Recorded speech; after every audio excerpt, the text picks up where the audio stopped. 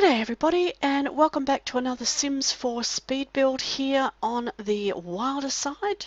For you today, I have got a starter home. And when I say starter home, I mean that if you choose a 12 by 15 lot for your sim, this is in Newcrest, and you place this house on it, your sim can afford the lot and the house, and not have to do any of those money cheats. But not only is it completely a starter house for you, but it's also built with base game items only. So you do not need any starter packs to be able to use this home in your game. Now, what I've done is organise the floor plan, and you can see I've popped up the foundations there, but I'm really disappointed that we can't paint the foundations with the same patterns that we paint on the walls. So I really wish we could. So a bit later you will see that I actually put the foundations right back again because it just doesn't, I couldn't find a way to make it fit or to feel like it was okay with the vision that I had. Now there are some little tips here for you. One is, I don't know if you can see that little roof on that bump out that's sort of to the left of the screen at the moment. See, the eaves are different lengths. If you hold your shift key down, you can drag out just one side of the eaves rather than both. And here at the front, I'm trying to put a little flat top over the deck area or the front entrance area, and you'll see in a minute I actually put just a flat square on it, and I then also want to try and put some roof trim or some wall trim around it, and I'd already taken away these half walls by then, but you'll see that it doesn't quite work. You actually need to put walls around, and then your roof trim will go on, or your wall trim I should say, and you can make it match the roof trim that you put up. So it's another little way of doing a roof that doesn't necessarily have to be an actual roof piece that you put on, but you can still make it match and not leave those raw edges. So we're just sorting out the roof there for that front little bay window, and I had a bit of a dilemma trying to decide here, but I think in the end I went with the white wood, or maybe I found a wood to match a similar color to the roof. The floors inside I think end up being the white wood.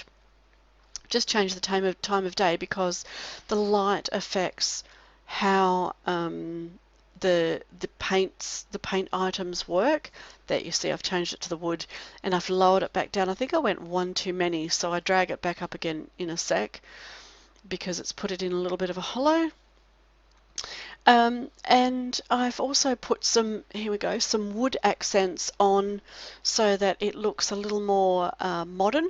My idea or my vision for the house was that it was an old-fashioned house, maybe one built for the Army or the Air Force that's been refurbished and, you know, modernized a bit, brought up to date, but not taken away the actual character of the little house itself.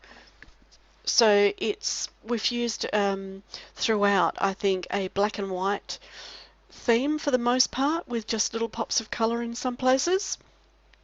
And these windows, I feel, went a long way toward modernising the feel of it. Those little square windows they're all base game. They're not, there's a similar one that came with the cats and dogs that had a few more options, and I think it was a little bit smaller. So we've gone throughout, except for the bathroom, with this lovely white washed wood on the ground, and you can see the bedroom is quite tiny there, but we still managed to get a double bed in, and you'll see a little bit later that our tester sim out the front there does come in and is able to get to both sides of the bed, so it is completely playable by two sims. They don't have to scooch over to anywhere. We've also put in a few skill items so that your sim can do a lot of stuff for themselves. And this is our accent colour, that beautiful teal green, which I quite like. I find it's very cool and very calming. Looks great just mixed in with the black and white colour theme that everybody else goes into.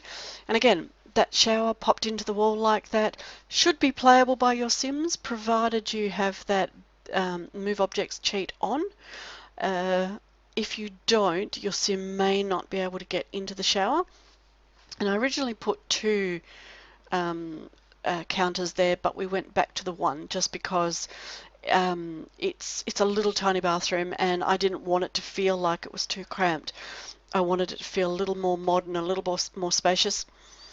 And I had an idea that we could put, you know, the kitchen in this front area, but in the end, I put it into the little alcove against the bedroom wall, and we have a and I changed that stove out to the white version. So you can see the money ticking down there. It never goes to zero. There's no money cheats involved here. There's no trickery of any kind. But I think we have a nice little modern kitchen in the end. And I tried to do something cute and something pretty with this, but in the end we went with the two end ones. Nope, there we go. And put a couple of stools, and that's your dining area.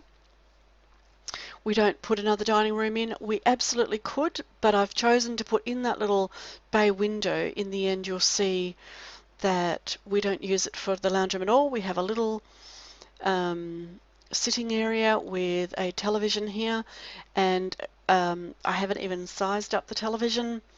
It's your basic one. Your sim can go to work and earn a new one. We pop in a little chessboard, and again following the black and white theme. There we go, just centering that bed there and putting in some bedside tables. There we go, that match the wood of the bed.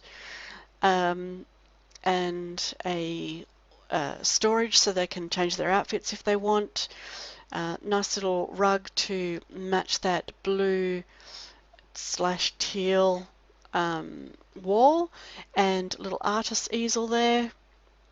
Just getting rid of some of the lights so we make sure that we keep our costs down. And again, bringing that teal colour into the kitchen I think adds a really nice touch, brings the colour all the way through the home. And I think this is a really cute starter home. It doesn't feel like the ones that are great big empty ones with just a chair here and a stove over there, some of the starter homes that you can purchase in other areas. And there's enough of the clutter items around, I think, that still add to that lived-in feeling and still make your sim think that the home is nicely decorated, and not, you know, unhappy or whatever about it being bare or the likes. And again, bringing that teal colour into the bathroom with the towels, and matching, you know, the I think they go, I think we get rid of those paintings in the end, or maybe we keep them. I can't quite remember. I think I did this build a few days ago. And again, you know, putting in clutter items that will make it feel like it's home to your Sims, but not bust your budget in any way.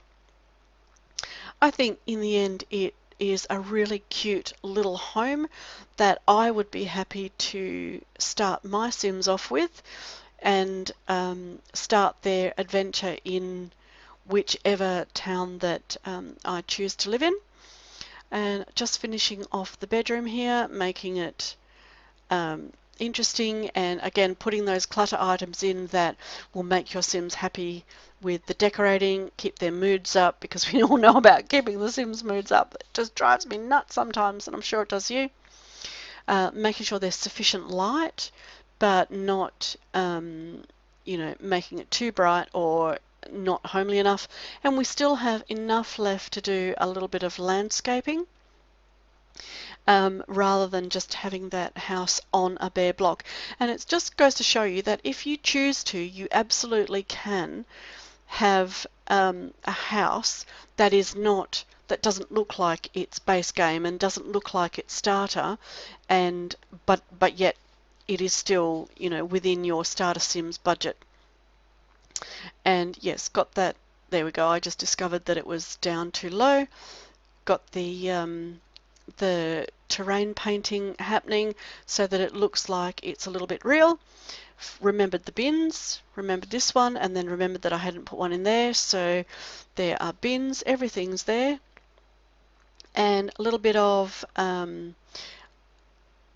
landscaping here just to make it look like it's grounded, and that it's not just, you know, stuck on, just sitting on the ground, and that it's a part of the scenery and a part of the town. And she looks happy enough with her back turned to the house. I think she's waiting, you know, to turn to get a surprise.